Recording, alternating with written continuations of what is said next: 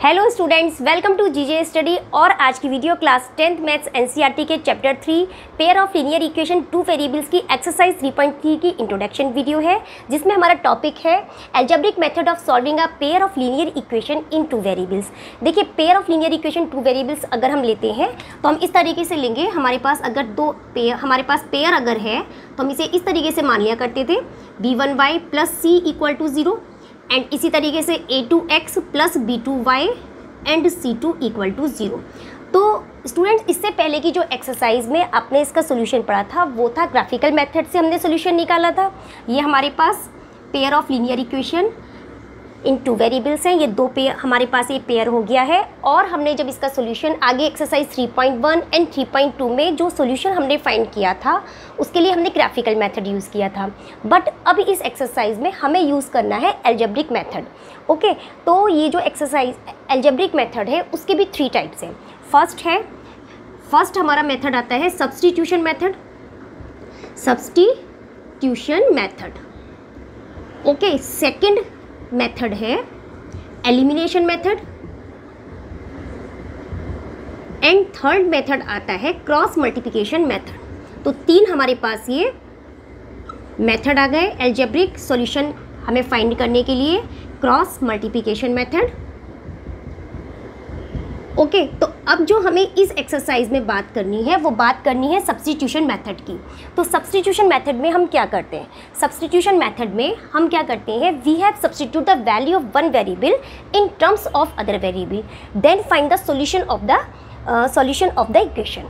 Okay, तो हमें इस तरीके से यहाँ पे एक वेरिएबल की वैल्यू को दूसरे वेरिएबल की टर्म्स में लिख करके और देन उसको हमें सब्स्टिट्यूट करके फिर इसकी वैल्यू निकालनी है। ओके, तो हम क्या करते हैं, हम इसके कुछ एग्जांपल्स ले लेते हैं।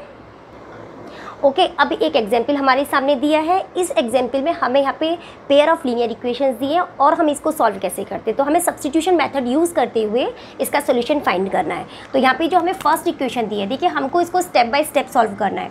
तो फर्स्ट स्टेप में हमने क्या किया, ये जो हमें इक्वेशन दी है first equation x minus 2y equal to 0, तो यहाँ पे हम एक वेरिएबल की वैल्यू दूसरे वेरिएबल की टर्म्स में एक्सप्लेन करेंगे। तो हम इसे लिख सकते हैं x equal to 2y। Okay, तो यहाँ पे जो हमें x इक्वल टू 2y मिला है, देन सेकेंड स्टेप में हमने क्या किया, substitute the value of x in equation second. हम सेकेंड इक्वेशन में सब्स्टिट्यूट कर देते हैं। तो सेकेंड इक्वेशन में हमें x के प्लेस पे 2y रखना है, 2y and plus 4y equal to 20। तो इसको सॉल्व करने पे हमें मिलेगा 6y plus 4y equal to 20, तो 10y इक्वल टू 20। y की वैल्यू हमें यहाँ पे मिल गई है 2। ओके, अब हमको यहाँ पे y की वैल्यू 2 मिल गई है। थर्ड स्टेप में हमें क्या करना है, फर्स्ट स्टेप में हमने वैल्यू लिखी, सेकेंड में हमने वैल्यू को सब्स्टिट्यूट किया एंड थर्ड में हमको क्या करना है, y की वैल्यू को इक्वेशन 1 में जो हमारी फर्स्ट स्टेप में जो इक्वेशन यूज़ हुई है इसमें पुट करना है। तो यहाँ पे हमने y की वैल्यू पुट की तो हमें क्या मिला, x equal to 2 and y is 2। तो यहाँ पे हमें x की वैल्यू मिल गई है 4।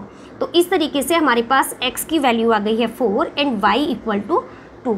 तो इस तरीके से 3 स्टेप करके हमने सब्स्टिट्यूशन मेथड यूज़ किया और वैल्यू को फाइंड करा। तो हमने फर्स्ट स्टेप में क्या किया, स्टेप 1 में हमने स्टेप 1 में क्या किया, find the value of one variable, find the value of one variable in terms of other variable.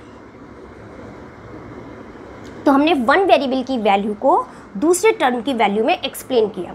One variable हमने x को y के टर्म्स में एक्सप्लेन किया। Find the value of one variable in terms of other variable, ये हमने first step में किया।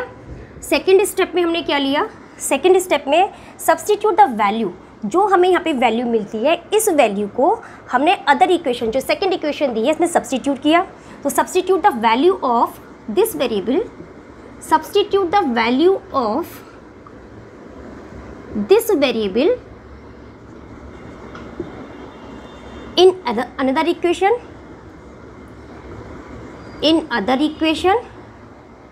and reduce this, and then हमने क्या करा इसको, and reduce it and equation and get the equation in one variable। तो जो हमें वैल्यू मिलती है, अब हमें वन वेरिएबल की इक्वेशन हमको मिलती है and reduce it to get the equation in one variable, तो हमें वन वेरिएबल की इक्वेशन मिल गई है यहाँ पे, एंड देन हम इसमें वेरिएबल की वैल्यू को फाइंड कर लेंगे।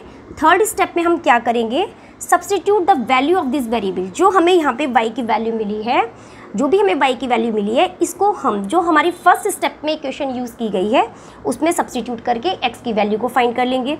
तो थर्ड स्टेप में हमने क्या किया है, ये हो गया स्टेप 1, स्टेप 2 एंड स्टेप 3 में substitute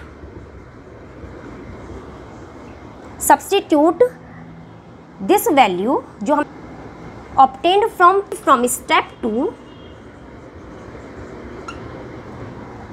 obtain the value of other variable। तो इस तरीके से ये 3 स्टेप्स में हमारा सब्स्टिट्यूशन मेथड कंप्लीट हो जाता है। और यहाँ पे जो हमको मिलता है x = 4 एंड y = 2, ये सॉल्यूशन यूनिक सॉल्यूशन है। यूनिक सॉल्यूशन के केस में आपको पता होगा, अगर कोई भी पेयर ऑफ लीनियर इक्वेशन के हमको यूनिक सॉल्यूशन मिलते हैं, देन क्या होता है, ये लाइन इंटरसेक्टिंग होती है, देन लाइंस इंटरसेक्टिंग होती हैं, और इसका जो सॉल्यूशन है pair of this linear equation is consistent. तो हम इसे बोल सकते हैं कंसिस्टेंट दिस पेयर। ओके, अब अदर एग्जाम्पल है हमारे सामने, और इसमें हम सब्स्टिट्यूशन मेथड यूज़ करके इसका सॉल्यूशन फाइंड करेंगे। तो फर्स्ट स्टेप में हमें क्या करना होता है, कोई भी एक इक्वेशन आप ले लीजिए जो भी आपको इजी लगे। तो हमने यहाँ पे फर्स्ट इक्वेशन को ले लिया है 2x + 3y = 9, एंड हमने x की वैल्यू को यहाँ पे लिखा है -3y + 9 एंड x = -3/2y + 9/2। तो यहाँ पे हमने x की वैल्यू को y की टर्म्स में लिख लिया है। देन सेकेंड स्टेप में हम क्या करेंगे, x की वैल्यू को सब्स्टिट्यूट करेंगे इन इक्वेशन 2। ओके, अब हमने इसमें सेकेंड स्टेप में हमें इसकी वैल्यू को लिखनी है। इसको हम एक साथ करके इस तरीके से लिख लेते हैं 9 - 3y/2। ओके, अब इसकी इस वैल्यू को हमें पुट करना है इक्वेशन 2 में। तो x की प्लेस पे हमने यहाँ पे लिखा 9 - 3y/2 एंड +6y = 18। ओके, अब इसको हमें सॉल्व करना है, तो इससे कट होके ये बना 2 and 9 - 3y + 6y = 18 and then 18 - 6y + 6y = 18। तो यहाँ देखिए 6y से 6y कट हो गया और हमें क्या मिला, 18 = 18। अब यहाँ पे हमें आप देखिए कि यहाँ पे हमें कोई भी वेरिएबल नहीं मिला है, कोई भी वेरिएबल, जो भी वेरिएबल था वो पूरा का पूरा कट हो गया है, और 18 तो इक्वल 18 के होता ही है। तो अगर हमारे पास इस तरीके की सिचुएशन आती है कि अगर हमें कोई ऐसा स्टेटमेंट मिले, if we get the statement with no variable, then क्या होता है, then this pair of linear equation has infinitely many solution, क्योंकि ये y की सभी वैल्यू के लिए ये फुलफिल करता है। ओके, तो हम क्या लिख सकते हैं इसमें, इट मैनी सॉल्यूशन। तो बहुत सारे सॉल्यूशन हमें इसके मिल सकते हैं। तो कोई भी आप इसमें x की वैल्यू रख के और y की वैल्यूज़ निकाल के इन्फाइनेटली सॉल्यूशन मिलते हैं। तो बहुत सारे हमें यहाँ पे सॉल्यूशन मिल सकते हैं। तो इस तरीके की सिचुएशन में हमने आपको पहले भी एक्सरसाइज में कराई थी, हम x की कोई भी वैल्यू पुट करके और y के वैल्यूज़ निकाल सकते हैं। आप इसमें 0, 1, 2 लिख करके, तो हमें बहुत सारे सॉल्यूशन मिलेंगे। अब अगर इन्फाइनेटली मैनी सॉल्यूशंस होती हैं, तब इसकी ग्राफिकल रिप्रेजेंटेशन कैसी होती है, इसकी ग्राफिकल नेचर कैसा होता है। तब आप देखिए, अगर इन्फाइनेटली मैनी सॉल्यूशन मिलते हैं, इट मीन्स जो लाइन्स हमें मिलेंगी, जो पेयर हमें मिलेगा, वो होंगी कोइंसिडेंट्स लाइन, क्योंकि कोइंसिडेंट्स लाइन्स की क्या होते हैं, इन्फाइनेटली मैनी सॉल्यूशंस होते हैं। ओके, अब हमारे पास एक अदर एग्जाम्पल्स हैं स्टूडेंट्स। जैसे कि आपको पिछली भी एक्सरसाइज में मैंने बताया था आपको कि अगर लाइंस कोइंसिडेंट्स लाइन होती हैं, देन कोइंसिडेंट्स लाइंस के केस में क्या होता है, इन्फाइनेटली मैनी सॉल्यूशन होते हैं, इन्फाइनेटली मैनी सॉल्यूशन। इसके अलावा अगर लाइन इंटरसेक्टिंग लाइंस होती हैं इस तरीके से, तो उस केस में हमें क्या मिलता है, यूनिक सॉल्यूशन मिलते हैं, यूनिक सॉल्यूशन। एंड अगर हमारे पास लाइंस पैरेलल लाइंस है, देन हमें क्या मिलते हैं, नो सॉल्यूशन। ओके, तो इस तरीके की जो दो लाइंस होती है जिसमें इन्फाइनेटली मैनी सॉल्यूशन और यूनिक सॉल्यूशन मिलते हैं, तो this pair of linear equations consistent कहलाती हैं। एंड पैरेलल लाइन, अगर लाइंस पैरेलल हैं तो हम उसको inconsistent pair of linear equation बोलते हैं। ओके स्टूडेंट्स, तो ये जो फैक्ट है आपको अच्छे से याद रखना है, क्योंकि अगर ये फैक्ट आपको अच्छे से ध्यान है तो कोई सा भी क्वेश्चन अगर आपके सामने उठकर आ जाता है तो आप उसे इजीली सॉल्व कर लेंगे। तो एक अदर एग्जांपल मैंने यहाँ पे लिया है, ये भी डिफरेंट है। तो इसमें हम क्या करते हैं, तो हम सब्स्टिट्यूशन मेथड यूज़ करेंगे। फर्स्ट स्टेप में हमने क्या किया, कोई सी भी इक्वेशन जो आपको लगता है कि हाँ ईजी है, तो उसको लेकर के हम उसको एक्स की कोई सी भी उसकी एक की वेरिएबल को पता कर सकते हैं। सपोज हमने यहाँ पे फर्स्ट इक्वेशन ली, क्योंकि ये हमें थोड़ी छोटी नज़र आ रही है, x + 2y = 4। यहाँ पे हमने x की वैल्यू को लिखा 4 - 2y। तो x की वैल्यू हमने y की टर्म्स में पता कर ली। अब नेक्स्ट स्टेप में हमें क्या करना है, इसकी वैल्यू को उठा के अदर इक्वेशन में लिखनी है। सेकेंड इक्वेशन में हमने x की वैल्यू को पुट किया, तो हमें क्या मिला, +4y = 12। तो हमें मिला यहाँ पे 8 - 4y + 4y। तो यहाँ पे 4y से 4y कैंसिल हो जाता है और हमें क्या मिलता है, h = 12। आप ही देखिए कि ये वाली जो कंडीशन है कुछ कुछ तो पिछली वाली इक्वेशन से मिलती है, लेकिन हमें वहाँ पे क्या मिला था, 18 = 18 मिला था, जो कि होता ही है। बट यहाँ पे हमें मिला है h = 12, which is false statement, which is false. अगर इस तरीके का हमें स्टेटमेंट मिलता है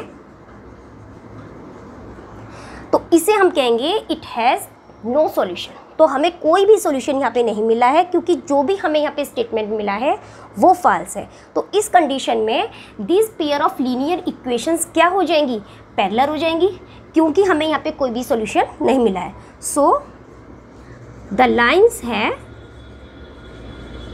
नो सॉल्यूशन। ओके स्टूडेंट्स, तो हर टाइप के इन्फिनिटली मैनी सॉल्यूशंस अगर होते हैं, कोइंसिडेंस लाइंस अगर होती हैं, इंटरसेक्टिंग लाइंस होती हैं या पैरेलल लाइंस होती हैं, तो तीनों के एक एक एग्जांपल्स मैंने आपको यहाँ पे करा दिए हैं। आई होप इस चैप्टर की एक्सरसाइज में जो भी सब कुछ आपके उसमें टॉपिक में था वो मैंने क्लियर कर दिया है, आपको एक्सप्लेनेशन समझ में आई होगी।